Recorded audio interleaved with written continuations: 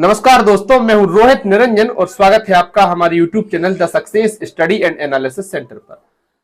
आज है 22 तारीख और तीसरे दिन 25 तारीख से मध्य प्रदेश वन रक्षक एवं जेल प्रहरी संयुक्त भर्ती के लिए फॉर्म भरे जाने हैं।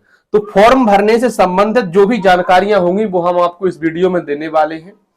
वीडियो थोड़ी लंबी सी भी हो सकती है क्योंकि 83 पेज का नोटिफिकेशन है और नोटिफिकेशन का एक एक शब्द पढ़ना बहुत जरूरी है। जो नोटिफिकेशन नहीं पढ़ सकता वो किताबें क्या पढ़ेगा।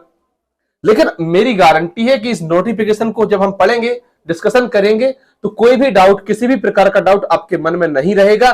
दुर्भाग्य से अगर रह भी जाए, जो शायद मैं ना पकड़ पाऊं, तो आप तुरंत कमेंट कीजिए, तो तुम्हारा भाई तुरंत रिप्लाई भी करेगा।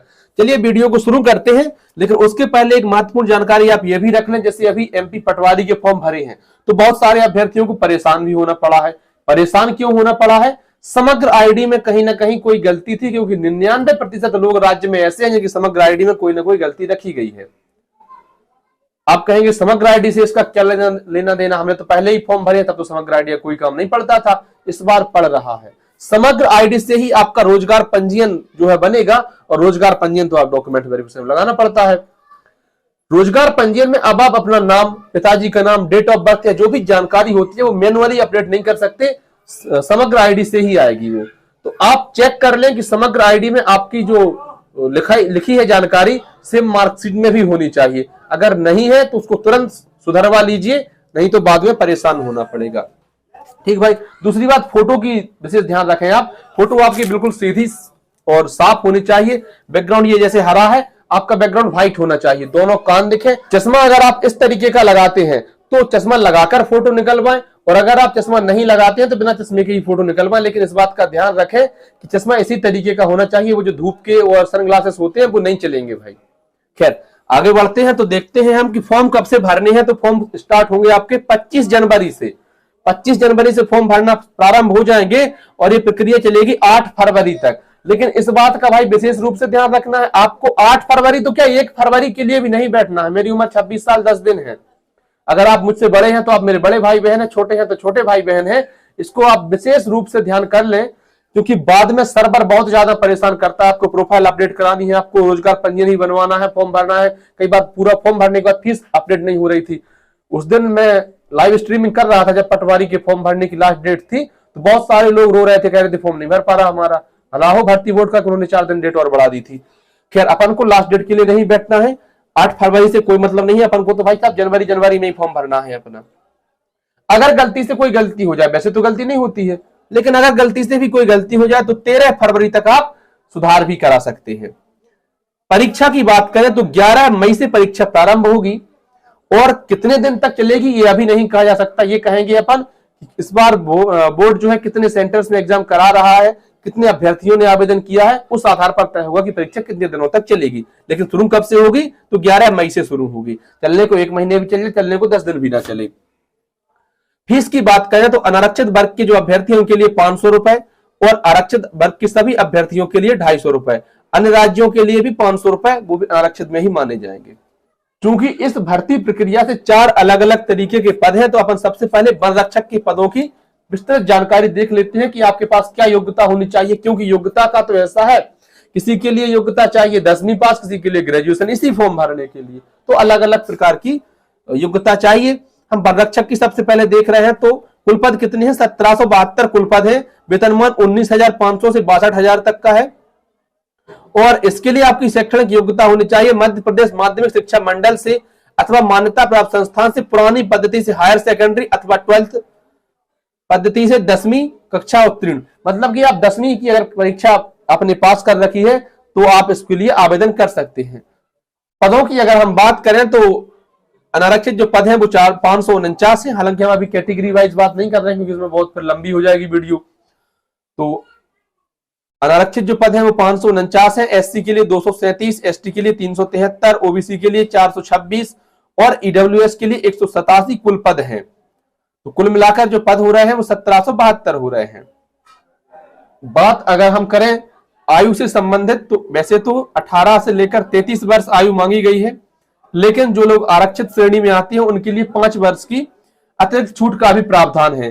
ध्यान रखें कि छूट का प्रावधान सिर्फ मध्य प्रदेश के अभ्यर्थियों के लिए है, अन्य राज्य के अभ्यर्थियों के लिए कोई छूट का प्रावधान जो है नहीं है। इसके अलावा इसमें शारीरिक मापदंड भी मांगे जाते हैं। तो पुरुषों के लिए 163 सेंटीमीटर की ऊंचाई होनी चाहिए और सीना 79 सेंटीमीटर का होना चाहिए, जो फूलने के बाद 84। तो 5 सेंटीमीटर का सीने में फुलाव मांगा जाता है, 79-84 का सीना मांगा जाता है। महिलाओं की बात करें तो 150 सेंटीमीटर आपकी हाइट होनी चाहिए। लेकिन एक और आरक्षण भी है इसमें। अनुसूचित जनजाति, अनुसूचित जाति के लिए पुरुष अभ्यर्थी की न्यूनतम ऊंचाई 152 सेंटीमीटर तथा महिला अभ्यर्थी की ऊंचाई 145 सेंटीमीटर होनी चाहिए।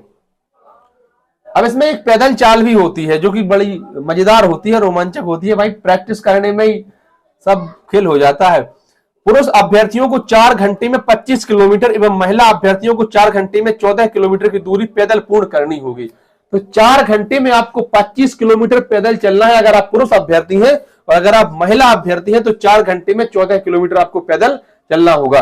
अब बताइए आप प्रैक्टिस कर सकते हैं क्या? तो बस यही समस्या मेन होती है।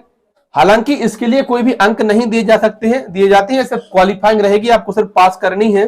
प्रत्येक अभ्यर्थी से यह अपेक्षित होगा कि वह पैदल चल प्रारंभ होने के 60 मिनट पूर्व स्थल पर उपस्थित होगा। पैदल चल प्रारंभ होने के पश्चात अधिकतम 30 मिनट बाद तक ही किसी अभ्यर्थी को पैदल चाल में भाग लेने की अनुमति दी जा सकेगी, परंतु पैदल चाल के लिए पूर्व से निर्धारित समय तक पैदल चाल पूर्ण करना होगा। विलंब से पैदल चाल प्रारंभ करने पर अतिरिक्त समय नहीं दिया जाएगा।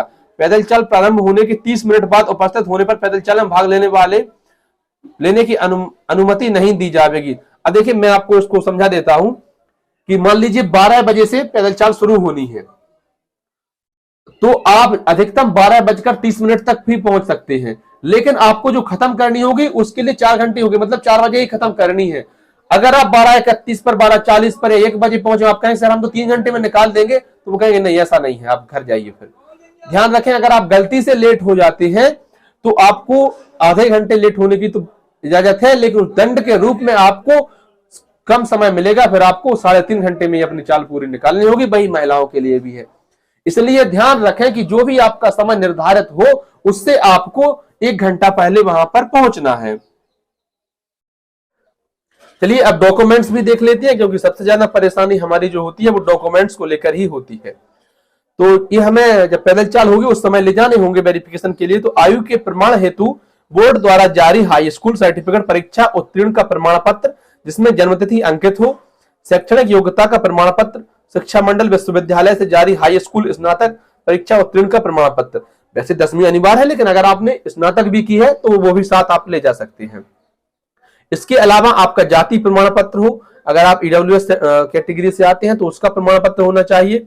जीवित बच्चों के जन्मतिथि प्रमाणित करने हेतु अभिलेख, क्योंकि देखिए यदि किसी के भी 26 जनवरी 2001 के बाद 3 बच्चे हैं तो उनको नौकरी नहीं दी जा रही है, या किसी की जीवित 2 पत्नियां हैं तो उनको भी नौकरी नहीं दी जा रही है। जीवित बच्चों की जन्मतिथि प्रमाणित करने हेतु अभिलेख, जन्म प्रमाण पत्र, साला की अंक सूची, मतदाता पहचान पत्र, राशन कार्ड, इस तरीके की चीजें।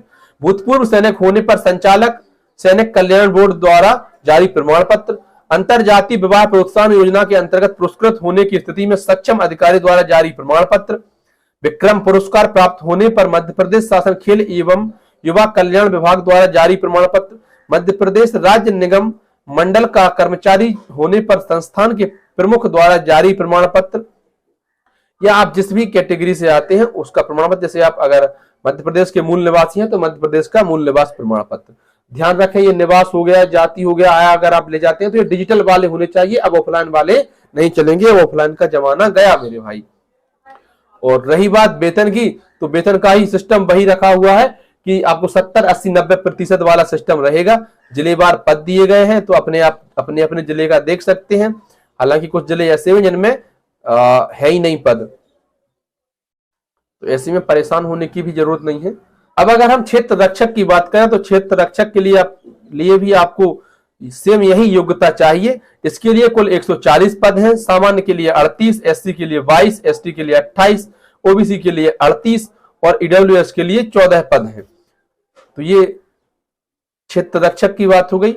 सब कुछ वही है, एज भी उतनी ही मांगी गई है, मापदंड और डॉक्यूमेंट्स भी उसी हिसाब से मांगे गए हैं। अगर हम जेल प्रहरी की बात करें तो इसके लिए भी आपको 10वीं की परीक्षा उत्तीर्ण होनी चाहिए, लेकिन इसमें फिजिकल की योग्यताएं बदल जाती हैं। पदों की बात कर लें तो जेल प्रहरी के लिए 200 पद निर्धारित किए गए हैं, इसमें अलग अलग कैटेगरी के लिए अलग अलग पद हैं। माफ करिए, अनारक्षित के लिए 67, ईडब्ल्यूएस के लिए 7, एससी के लिए 16, एसटी के लिए 40, ओबीसी के लिए 54 और कुल मिलाकर 200 पद बन रहे हैं। शैक्षणिक योग्यता 10वीं ही मांगी गई है, लेकिन शारीरिक योग्यता में बहुत बड़ा बदलाव है। यहाँ पर हाइट पुरुषों के लिए 165 सेंटीमीटर चाहिए और सीना 83 सेंटीमीटर का चाहिए बिना फुलाए। ठीक है भाई। महिला अभ्यर्थी के लिए 158 सेंटीमीटर की हाइट चाहिए। आवेदक की दोनों आंखों की दृष्टि सामान्य होनी चाहिए और उसे जेल की सेवाओं के लिए शारीरिक दृष्टि से उपयुक्त होना चाहिए। आंखों की दृष्टि ठीक ठाक होनी चाहिए, मेडिकल में आप पास हो। न्यूनतम शारीरिक अर्हताएं पूर्ण करने वाले उम्मीदवार ही आवेदन करें और ऐसा ना हो कि आपके पास योग्यता ना हो फिर भी आप आवेदन कर दें। आयु सीमा भी वही मांगी गई है, 18 से 33, 5 वर्ष का अतिरिक्त आरक्षण। लेकिन इसका फिजिकल जो है वो देखिए 800 मीटर की दौड़ है। वहां पर कितने की थी? 25 किलोमीटर की थी पुरुषों के लिए और महिलाओं के लिए थी 14 किलोमीटर की। लेकिन यहां पर आपको सिर्फ 800 मीटर की दौड़ करनी है। पुरुषों के लिए 2 मिनट 50 सेकंड में और महिलाओं के लिए 4 मिनट में। गोला फेंक भी होगा यहां आपका। तो पुरुषों को फेंकना है 20 फीट गोला और गोले का वजन रहेगा 7 किलो 260 ग्राम, जबकि महिलाओं को फेंकना है 16 फीट गोला और गोले का वजन होगा 4 किलोग्राम। अगर आप भूतपूर्व सैनिक या होमगार्ड जवान रहे हैं तो 3 मिनट 15 सेकंड में आपको 800 मीटर की दौड़ निकालनी होगी और 15 फीट गोला फेंकना होगा। यदि दौड़ में क्वालिफाई नहीं करता है तो उसे गोला फेंक में भाग लेने नहीं दिया जाएगा। गोला फेंक में अधिकतम 3 अवसर प्रदान किए जाएंगे। दौड़ के लिए आपके पास एक ही अवसर होगा, एक ही बार में आपको दौड़ निकालनी है, लेकिन गोला फेंक के लिए 3 चांस रहेंगे। इसके लिए आपको कोई नंबर नहीं मिलेगा, चाहे आप 20 फुट गोला फेंके या 200 फुट गोला फेंके। नंबर इसके लिए सिर्फ क्वालिफाई है, बाकी इसमें कुछ नहीं है। अब देखिए दोस्तों, जेल विभाग में ही सहायक जेल अधीक्षक की सीधी भर्ती के कुछ पद हैं। तो इनके लिए सारे मापदंड अलग है, फिजिकल के मापदंड अलग है, क्वालिफिकेशन अलग है। तो नजर इन पर भी डाल लेते हैं। और देखिए योग्यता की अगर हम बात करें तो आपको ग्रेजुएशन होनी चाहिए आपके पास और पद जो है वो मात्र 33 है। सामान्य के लिए 9, ईडब्ल्यूएस के लिए 4, एससी के लिए 2, एसटी के लिए 4 और ओबीसी के लिए 14 पद हैं। कम से कम आपके पास ग्रेजुएशन होनी चाहिए। हाइट की बात करें तो पुरुषों के लिए 165, महिलाओं के लिए 155, सीना पुरुषों के लिए बिना फुलाए 84 और फुलाने के बाद 89 सेंटीमीटर, जबकि महिलाओं के लिए ऐसा कोई मापदंड होता नहीं है। और रही बात मेडिकल की, तो आंखों की रोशनी ठीक ठाक होनी चाहिए, किसी भी प्रकार से विकलांग नहीं होना चाहिए, नौकनी, फ्लैटफुट वगैरह ये सब चीजें नहीं होनी चाहिए। एज तो वही मांगी गई है 18 से लेकर 23 वर्ष, 5 वर्ष का अतिरिक्त आरक्षण भी है।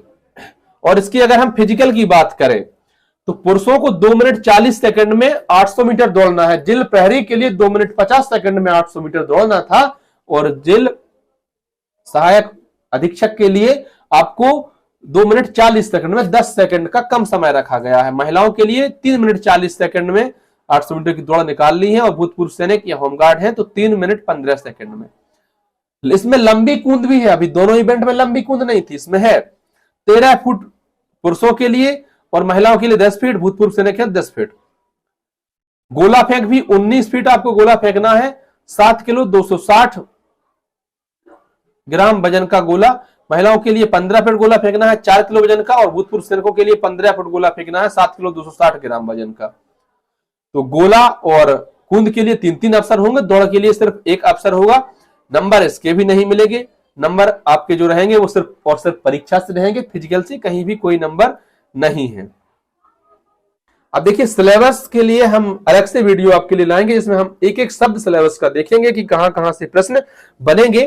फिलहाल यहां पर यह देख लेते हैं कि आपका 100 नंबर का पेपर होगा जिसमें 2 घंटे का आपके लिए समय रहेगा और 1 अंक एक प्रश्न के लिए रहेगा, माइनस मार्किंग नहीं होगी।